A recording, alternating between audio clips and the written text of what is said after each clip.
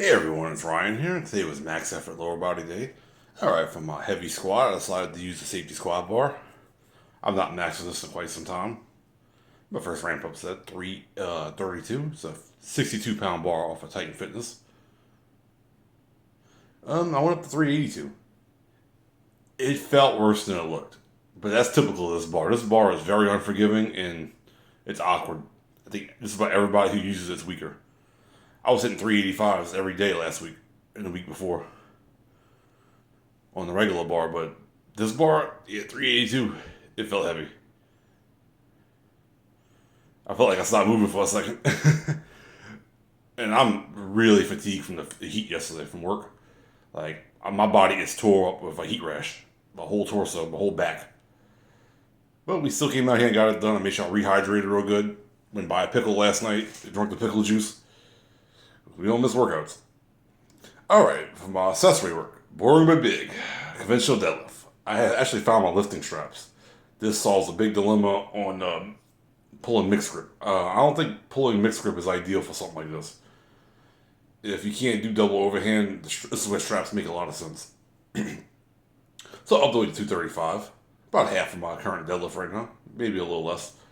My short-term goal is to get this to 250 for 5 sets of 10 with reps in reserve. And everything is beltless other than my heavy work. That's how Windler teaches it. He really promotes a lot of ab work and beltless training. Definitely need to bring my core up. So I finished this workout off with some push-ups just to get a little extra, more of a full body stimulus and extra core work. Because push-ups light my abs up. They always have. But deadlifting felt good. This was It started getting challenging toward the end, and I implore anybody who thinks this is lightweight, do a heavy squat or deadlift first. Take 50% of your current deadlift max and do 5 sets of 10. With relatively short breaks, 2-3 minutes. After that third set, you could be surprised. This is the genius of that system. It's like you don't need a lot of weight to get a good training stimulus. You're not putting 70% on a deadlift and doing 5 sets of 10. It's not gonna happen. Even 60% is pushing it. I say 50. You can do 60 for the upper body, but 50 for lower body. In my experience and how I respond to it, this causes me to grow every time I implement it. When I was at my absolute strongest about 4 years ago, I was doing, I think, 275 for 5 sets of 10. And I came in and pulled 555. Now, granted, I was a lot heavier, and there were some special supplementation in the mix. I don't want to get into all that, but that was years ago. Now we're rebuilding without all that stuff. And I'm a whole lot lighter, so anything I hit going forward is going to be a PR, even if it's slightly less weight, because I'm significantly leaner. And I still got a ways to go. I'm still a little fat, but not like I was. And that shirt's kind of not flattering. It's almost too baggy. I got videos on YouTube of me wearing that shirt early last year. I had a big old power belly. But I spent a good chunk of last year cutting, and I'm slowly cutting again. And this is conditioning work in itself. 5 sets of 10 on a big lower body movement, you could be huffing and puffing. And I didn't feel anything in my low back. Low back wasn't cramping, no pain, nothing. So I'm in a real good place of that. Income dynamic day or lower body day, I'm gonna do some hyper extensions. I'm not gonna do any big movements or rep work after the speed work. There's no need to hammer certain things into the ground when we got the max effort day to do that. But yeah, I'm feeling good going back to conjugate. Managing fatigue is gonna be the only issue, and I have a day job and I can't get around that right now. So I'm gonna do the best I can. Try to get as much sleep as I can. I'm not drinking any alcohol. My diet's pretty clean for the most part.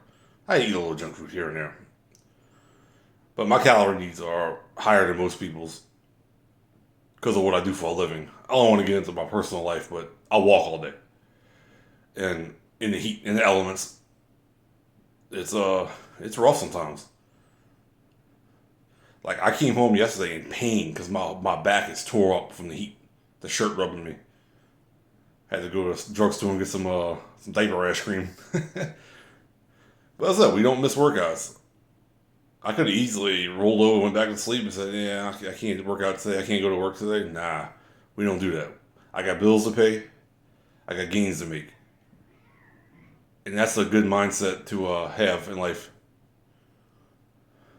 I was the fourth or fifth set. I lost count. It was the fifth set. All right. For my quad work, I love this movement. Using the safety squat bar as a front squat. It's just the front squat for regular barbell is uncomfortable. And since I'm not an Olympic lifter, I don't have to do it. I'm not gonna do anything that hurts. Like uncomfortable hurt. This feels good. It's almost like a goblet squat, really. And that is gonna bring my quads up because my quads are clearly a weak link. I can see it in the footage. I see it in the mirror. Like my legs are behind my upper body in terms of development. It could be because I was store fat, but my legs do look a little small right now. This is going to fix that. Between deadlifting, because deadlifting works quads, works your whole lower body, and this, that's a winning ticket right there. I used to do goblet squats back in the day as a supplemental leg exercise, and they were quite good. The problem with goblet squats, they're hard to load, but this kind of solves that issue. And this is good for patella tendonitis, which I have been dealing with. It's getting better, though. In fact, I'm feeling good. The only issue I'm having is my little forearm tendonitis. That's from pulling deadlifting every day, doing that Bulgarian experiment, which was retarded. I knew it was a bad idea, but sometimes I'm full of bad ideas. Story of my life. But we just try to stay on track and not do stupid shit like that no more.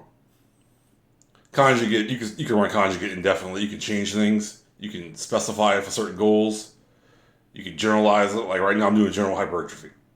Not really trying to power lift. Just be bigger and thicker and more athletic. That's really my goal. At a lighter body weight.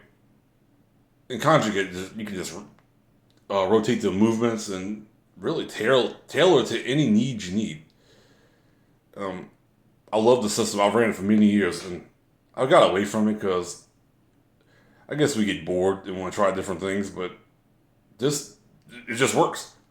It works at advanced lift, it works at intermediate. Novice lifter, I wouldn't put on conjugate. I'd just get them strong on basic lifts. But intermediate and advanced lifter, yeah, conjugate.